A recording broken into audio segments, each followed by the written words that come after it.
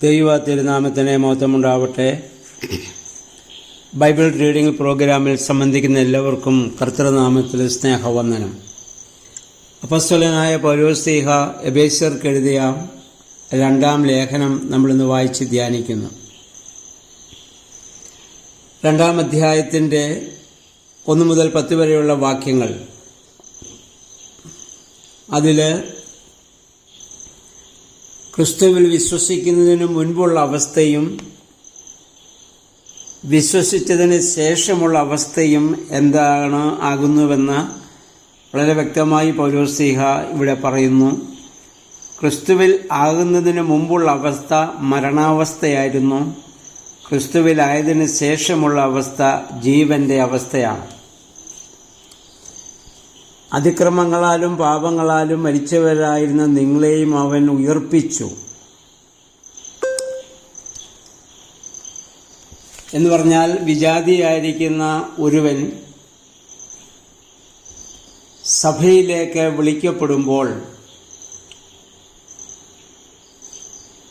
അത് യഹൂദന്മാരായിരുന്നാലും അതിക്രമങ്ങളാലും പാപങ്ങളാലും ഇതിനു മുൻപ് അവർ മരിച്ചവരായിരുന്നു. എന്നാൽ ക്രിസ്തുവിൽ വിശ്വസിച്ച് സ്ഥാനമേറ്റ് ക്രൈസ്തവ സഭയിൽ അംഗമായി തീരുമ്പോൾ ക്രിസ്തുവിൻ്റെ ശരീരത്തിലെ അവയവമായി മാറ്റപ്പെടുകയും അവർ ജീവനിലേക്ക് കടന്നു വരികയും ചെയ്യുന്നു. എന്ന് പറഞ്ഞാൽ സ്ഥാനത്തിലൊരു മരണവും ഒരു പുനരുത്ഥാനവും സംഭവിക്കുന്നു എന്നുള്ളതാണ്. കൊലോസ്യ ലേഖനത്തിലേക്ക് വരുമ്പോൾ നമ്മൾ വായിക്കും. കൊലോസ്യർ 2:10-11 വാക്യങ്ങൾ പൗലോസ്ലീഹ പറയുന്നു, സ്നാനത്തിൽ നിങ്ങൾ അവനോടുകൂടി മരിച്ചടക്കപ്പെടുകയും അവനെ ഉയർപ്പിച്ച ദൈവത്തിൻ്റെ വ്യാപാര ശക്തിയുള്ള വിശ്വാസത്താൽ അവനോടുകൂടി ഉയർത്തെഴുന്നേൽക്കുകയും ചെയ്തു. റോമാലേഖനം 6-ാം അധ്യായത്തിലൊക്കെ നമ്മളിത് വായിച്ച് ധ്യാനിച്ചതാണ്. അപ്പം നമ്മൾ ക്രിസ്തുവിൽ ആകുന്നതിന് മുൻപുള്ള അവസ്ഥ മരണത്തിൻ്റെ അവസ്ഥയാണ്. എഫേസ്യ സഭയിലെ 2 കൂട്ടത്തിൽ നിന്നുള്ള ആളുകളുണ്ട്. ഒന്ന് ജാതികളിൽ നിന്ന് ക്രൈസ്തവരായവരുണ്ട്, യഹൂദന്മാരിൽ നിന്ന് ക്രൈസ്തവരായവരുണ്ട്. ഇരുകൂട്ടരും പാപത്തിന് പങ്കുവഹിച്ച് മരണാവസ്ഥയിലായിരുന്നു. അവരെ ദൈവം തൻ്റെ ക്രൂശുമരണ മുഖാന്തരം അവരെ ജീവനിലേക്ക് കൊണ്ടുവന്നു. വിശ്വാസം മൂലം ക്രിസ്തുവിനോട് സംയോജിക്കപ്പെടുമ്പോൾ വീണ്ടും ആ നഷ്ടപ്പെട്ടു പോയ ജീവൻ നമുക്ക് തിരികെ ലഭിക്കുന്നു എന്നുള്ള വലിയ ഒരു ദൈവശാസ്ത്രപരമായ അടിസ്ഥാനം ചിന്തയാണ് പൗലോസ്ലീഹ ഇവിടെ വയ്ക്കുന്നത്. ഇതിന് നമുക്കറിയാം, ഏദനെന്ന പർദീസായിൽ നിന്ന് ആദം പാപം ചെയ്ത് പുറത്തു പോയപ്പോൾ അവൻ ആത്മീകമായി അവൻ മരിച്ചവനായി. ശാരീരികമായി 930 വർഷത്തോളം അദ്ദേഹം ജീവിക്കുന്നുണ്ട്. എന്നാൽ ആത്മീയമായി മരിച്ചവനായിരുന്നു. ധൂർത്തപുത്രൻ്റെ ഉപമയിലും ഇത് തന്നെയായിരുന്നു. ആ നഷ്ടപ്പെട്ടുപോയ പിതാവിൻ്റെ സഖിത്വത്തിൽ നിന്ന്, കൂട്ടായ്മയിൽ നിന്ന് അകന്നുപോയ മകനെക്കുറിച്ച് അപ്പൻ പറഞ്ഞത്, എൻ്റെ ഈ മകൻ മരിച്ചവനായിരുന്നു, ഇപ്പോൾ അവൻ ജീവിച്ചിരിക്കുന്നുവെന്നാണ്. അപ്പോൾ ദൈവത്തിൽ നിന്നുള്ള അകൽച്ചയാണ് യഥാർത്ഥമായ മരണം എന്ന് പറയുന്നത്. അപ്പോൾ ആത്മാവിൻ്റെ നിയന്ത്രണമില്ലാതെ, പരിശുദ്ധാത്മാവിൻ്റെ നിയന്ത്രണമില്ലാതെ സ്വയം ഇഷ്ടപ്രകാരം ജീവിക്കുന്ന അവസ്ഥ, അഥവാ ജഡത്തിൻ്റെ അഭിലാഷങ്ങൾക്കനുസരണമായി ജീവിക്കുന്ന അവസ്ഥ, അത് മരണത്തിൻ്റെ അവസ്ഥയാണ്. അങ്ങനെയായിരുന്ന നമ്മെ 4-ാം വാക്യം വരുമ്പോൾ, കരുണാസമ്പന്നനായ ദൈവമോ നമ്മെ സ്നേഹിച്ച മഹാസ്നേഹം നിമിത്തം അതിക്രമങ്ങളാൽ മരിച്ചവരായിരുന്ന നമ്മെ ക്രിസ്തുവിനോടുകൂടി ജീവിപ്പിക്കുകയും കൃപയാലത്രേ നിങ്ങൾ ഇപ്പോൾ രക്ഷിക്കപ്പെട്ടുമിരിക്കുന്നു. അപ്പോൾ നമ്മൾ മനസ്സിലാക്കണം, നമ്മളെ സംബന്ധിച്ചിടത്തോളം നമ്മളൊക്കെ ക്രൈസ്തവ മാതാപിതാക്കളിൽ നിന്ന് ക്രൈസ്തവ കുടുംബങ്ങൾ ജനിക്കുന്നവരാണ്. നമ്മൾ അതിക്രമങ്ങളാലും പാപങ്ങളാലും കർമ്മപരമായ പാപം നമ്മൾ ക്രിസ്തുവിനോട് ചേരുമ്പോൾ നമുക്കില്ല. പിന്നെ നമുക്കൊരു പാപമുണ്ട്. ഏതാണ്? ആദ്യ പാപം. കാരണം ആദം ഭൂമിയിൽ ജനിക്കാൻ പോകുന്ന സകല മനുഷ്യരുടെയും പ്രാതിനിധ്യം വഹിക്കുന്നയാളാണ്. അതുകൊണ്ടാണ് റോമാലേഖനം നമ്മൾ വായിച്ചല്ലോ, പൗലോസ്ലീഹ പറയുന്ന ഒന്നാം ആദമും ഒടുക്കത്തെ ആദമും തമ്മിലുള്ള വ്യത്യാസം നമ്മളന്ന് ചിന്തിച്ചതാണ്. അപ്പോൾ അതിനാണ് നമ്മൾ ജന്മപാപം എന്ന് പറയുന്നത്. അപ്പം എല്ലാ മനുഷ്യരും ആ ജന്മപാപത്തിൻ്റെ അല്ലെങ്കിൽ ആദാമ്യ പാപത്തിൻ്റെ അവകാശികളായി ഭൂമിയിൽ ജനിക്കുന്നു. രണ്ടാം ആദമായ ക്രിസ്തുവിൽ വീണ്ടും നമ്മൾ വിശ്വസിക്കുമ്പോൾ നമ്മൾ ജീവിപ്പിക്കപ്പെടും. അതുകൊണ്ട് 1 കൊരിന്ത്യർ 15:22 നമ്മൾ നേരത്തെ വായിച്ചല്ലോ, പൗലോസ്ലീഹ പറഞ്ഞു, ആദമിൽ എല്ലാവരും മരിക്കുന്നത് പോലെ ക്രിസ്തുവിൽ എല്ലാവരും ജീവിപ്പിക്കപ്പെടുമെന്ന്. മരിച്ചതുപോലെയല്ല, മരിക്കുന്നത് പോലെ ക്രിസ്തുവിൽ എല്ലാവരും ജീവിപ്പിക്കപ്പെടും. അപ്പം അങ്ങനെയാണ് നമ്മൾ ഈ മരണത്തിനും പുനരുത്ഥാനത്തിനും നമ്മൾ പങ്കുവഹിക്കുന്നതാണ്. അതായത് ഒരു ശിശു സ്ഥാനത്തൊട്ടിൽ ഇറങ്ങുമ്പോൾ യേശുവിനോടുകൂടി മരിച്ചടക്കപ്പെടുകയും അവിടെ നിന്ന് എഴുന്നേൽക്കുമ്പോൾ ഉയർത്തെഴുന്നേറ്റ കർത്താവിൻ്റെ ശരീരത്തെ അവയവമായി അവൻ രൂപാന്തരപ്പെടുകയും ചെയ്യുന്നു. പിന്നീട് അവൻ വൃദ്ധനായി അല്ലെങ്കിൽ അവൾ വൃദ്ധനോ വൃദ്ധയായി മരിച്ചാലും ഇന്നും ജീവിക്കുന്നു. കാരണം എന്നും ജീവിക്കുന്ന ക്രിസ്തുവിൻ്റെ ശരീരത്തിലെ ആ സഭാഗാത്രത്തിലെ ഒരവയവമായി ആൾ മാറ്റപ്പെടുന്നു എന്നുള്ളതാണ്. അതുകൊണ്ടാണ് പിന്നെ മരിച്ചു കഴിയുമ്പോൾ നമ്മൾ വാങ്ങിപ്പോയവർ അവസ്ഥാഭേദം മാത്രം സംഭവിക്കുന്നവരെന്ന് പറയാനുള്ള കാരണവും അതുതന്നെയാണ്. ഇനി അതിൻ്റെ 8-ാം വാക്യത്തിൽ പൗലോസ്ലീഹ പറയുന്നു, കൃപയാലല്ലോ നിങ്ങൾ വിശ്വാസം മൂലം രക്ഷിക്കപ്പെട്ടിരിക്കുന്നത്. ഇപ്പം രക്ഷയ്ക്ക് മുഖാന്തരം 2 കാരണങ്ങളാണ്. ഒന്ന് ദൈവത്തിൻ്റെ ഭാഗത്തു നിന്നുള്ള കൃപ, 2 മനുഷ്യൻ്റെ ഭാഗത്തു നിന്നുള്ള വിശ്വാസം. ഇത് രണ്ടും കൂടെ കൂട്ടിമുട്ടുകയാണ്.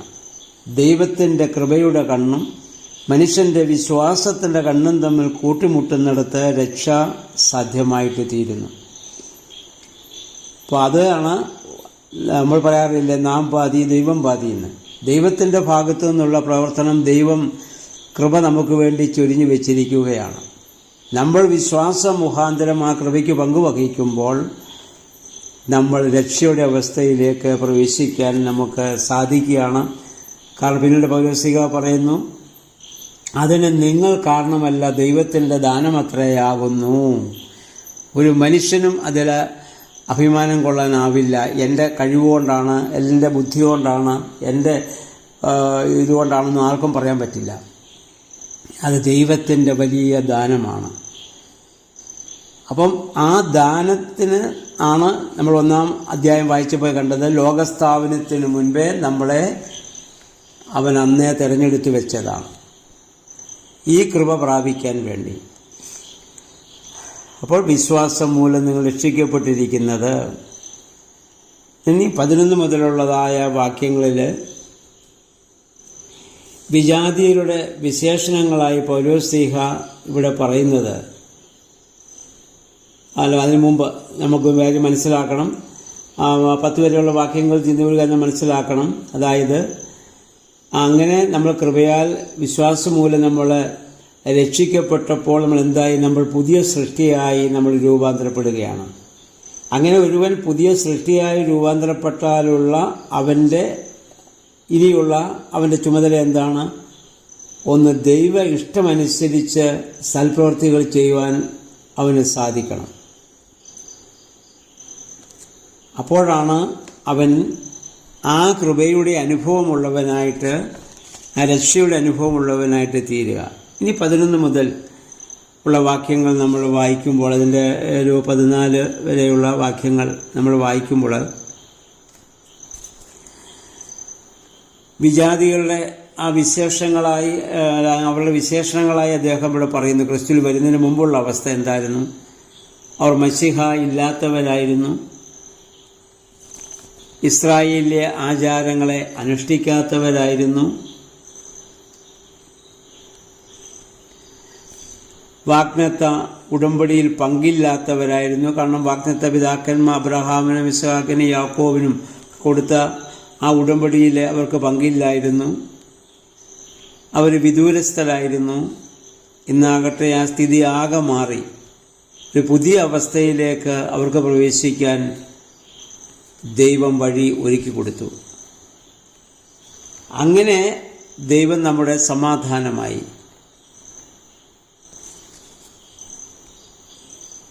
ഇനി അതുപോലെ തന്നെ യഹൂദന്മാരെ സംബന്ധിച്ചിടത്തോളം ചർമ്മക്കാര് അല്ലെങ്കിൽ അവരെ പരിച്ഛേദന ഏറ്റവരാണെങ്കിലും അവരുടെ പാപങ്ങളാൽ ദൈവത്തിൽ നിന്ന് അവർ വളരെയേറെ അകന്നുപോയവരായിരുന്നു. ജാതികൾക്ക് ഇസ്രായേൽ പൗരത്വത്തോടെ യാതൊരു സംബന്ധവും അവർക്ക് ഇല്ലാത്തവരായിരുന്നു. എന്നാൽ അവൻ എന്തു ചെയ്തു? അവൻ നമ്മുടെ സമാധാനം അവൻ ഇരുപക്ഷത്തെയും ഒന്നാക്കി.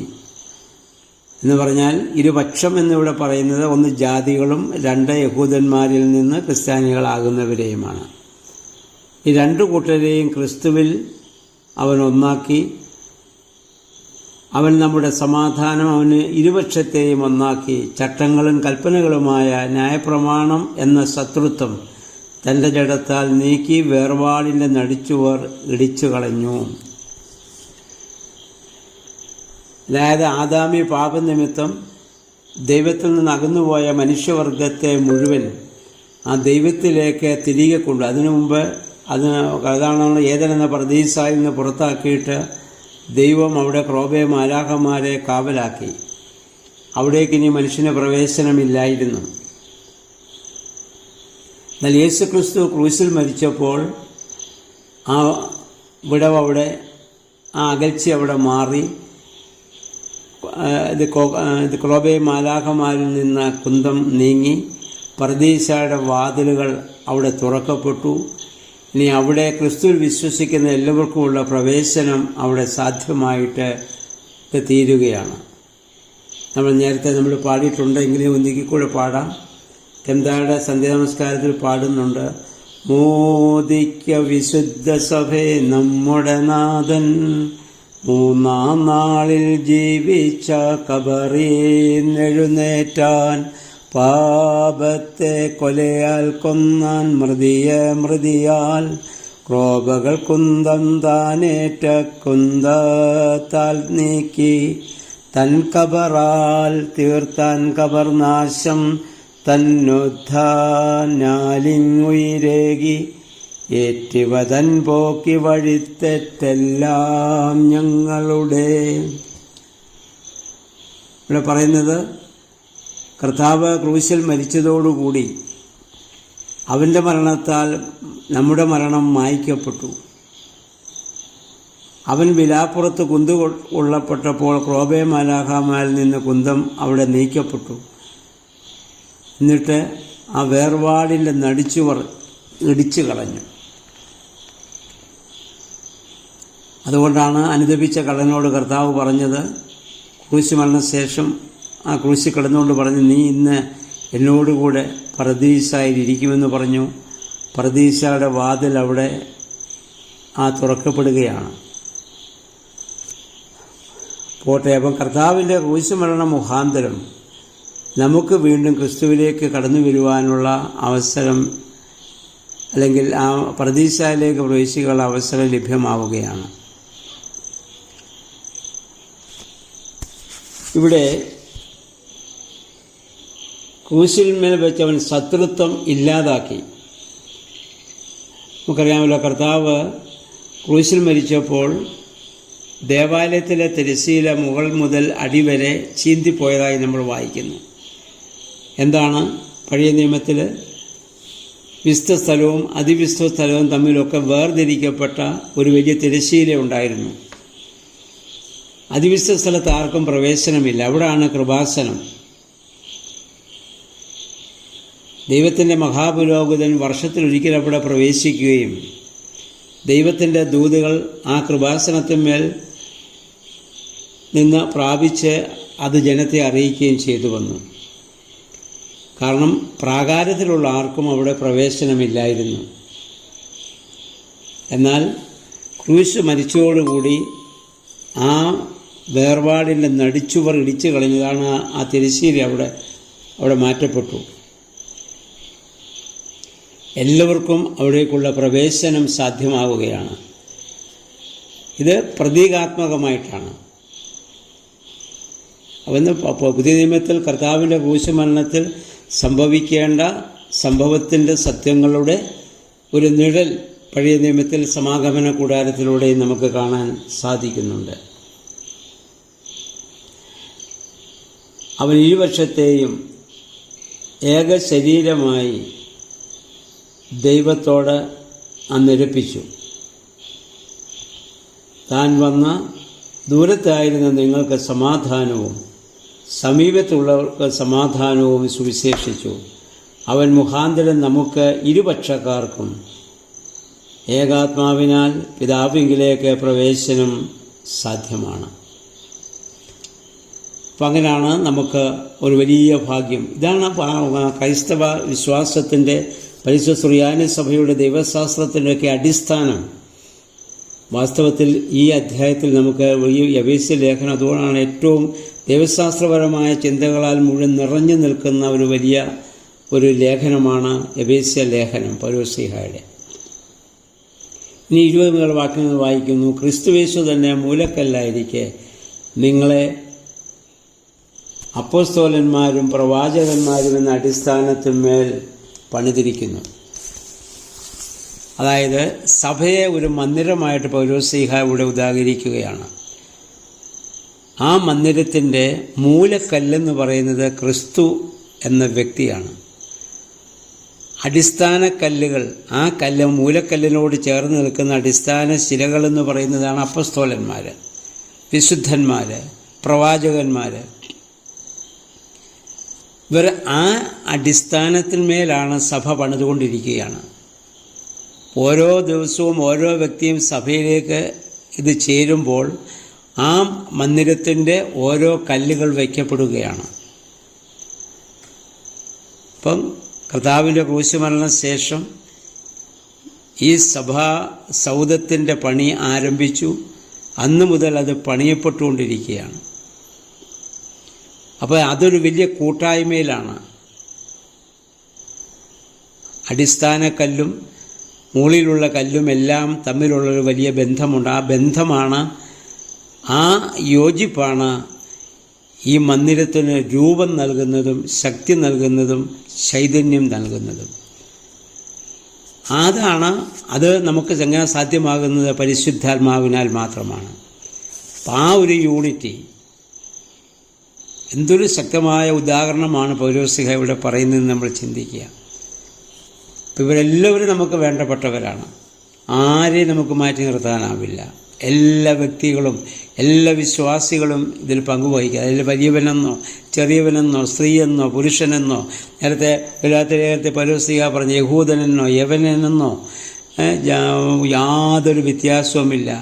ബാലനെന്നോ ഒരു വ്യത്യാസം, എല്ലാവരും ക്രിസ്തുവിൽ ഒന്നാണ്. നമ്മളെല്ലാം ആ സഭയുടെ പണിക്കാരായിട്ട് തീരേണ്ടതാണ്. അതിനാണ് കർത്താവ് ശിഷ്യന്മാരെ അയച്ചപ്പോൾ പറഞ്ഞ, എൻ്റെ പിതാവ് എന്നെ അയച്ചതുപോലെ ഞാൻ നിങ്ങളെ അയക്കുകയാണ്. ഞാൻ മൂലക്കല്ലായി നിൽക്കും, നിങ്ങൾ അതിനോട് ചേർന്നുള്ള ഓരോ കല്ലുകളായി നിങ്ങൾ പണിയപ്പെടണം, മുകളിലേക്ക് നിങ്ങൾ വയ്ക്കപ്പെടണം. അങ്ങനെയാണ് കർത്താവിൻ്റെ ആ സഭയാകുന്ന വിശുദ്ധ മന്ദിരം വളരുന്നത്. അവനിൽ നിങ്ങളെയും ദൈവത്തിൻ്റെ നിവാസമാകേണ്ടതിന് ആത്മാവിനാൽ ഒന്നിച്ച് പണിതു വരുന്നു. ഞാൻ കുറേ കാര്യങ്ങൾ നിങ്ങളോട് പറഞ്ഞുവെങ്കിലും എനിക്ക് എത്രമാത്രം എല്ലാവർക്കും മനസ്സിലാക്കാൻ സാധിക്കുന്നു എന്ന് എനിക്ക് അറിഞ്ഞുകൂടാ. ഞാൻ നേരത്തെ പറഞ്ഞല്ലോ, എഫേസ്യ ലേഖനം വളരെ വിശദമായി പഠിക്കേണ്ടതാണ്. അതിൻ്റെ ഓരോ വാക്യങ്ങളും അതിശക്തമാണ്.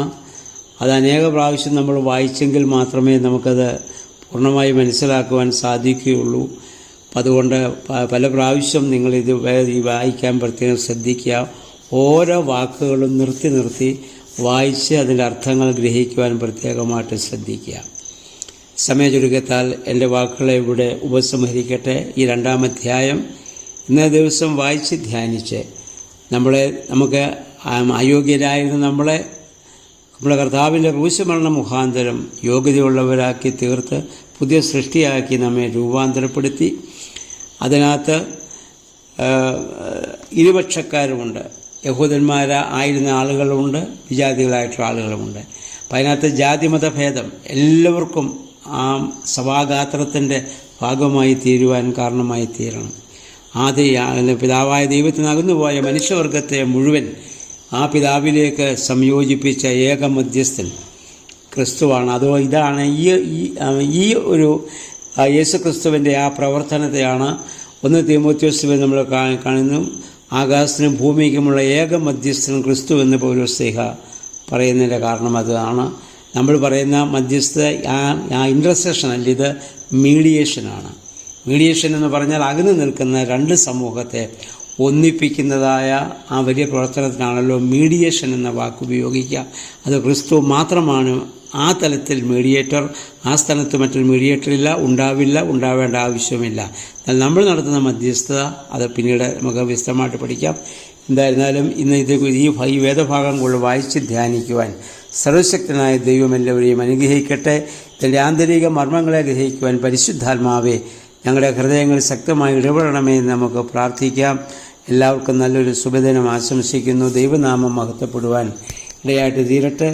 പിന്നെ ഒരു കാര്യം കൂടി, ദൈവത്തിൻ്റെ വലിയ കൃപയാൽ ഞാൻ ഇന്ന് വൈകിട്ട് ഹോസ്പിറ്റലിൽ നിന്ന് ഡിസ്ചാർജായി എൻ്റെ ഭവനത്തിലെത്തി. നമ്മളൊക്കെയും ഞാനായിരുന്ന ആ സമയത്തൊക്കെ ഞങ്ങൾക്ക് വേണ്ടി പ്രത്യേകമായി പ്രാർത്ഥിച്ചു. പ്രത്യേകമായ നന്ദി സ്നേഹം അറിയിക്കും. ഇതുവരെ നമ്മുടെ പുതിയ വീട്ടിലെ അച്ഛൻ്റെ അമ്മായിയും ഒക്കെ ആശുപത്രിയിലാണെന്ന് ഞാൻ ആശുപത്രിയിൽ പോകുന്നതിന് മുമ്പ് നിങ്ങളെ അറിയിച്ചിരുന്നല്ലോ.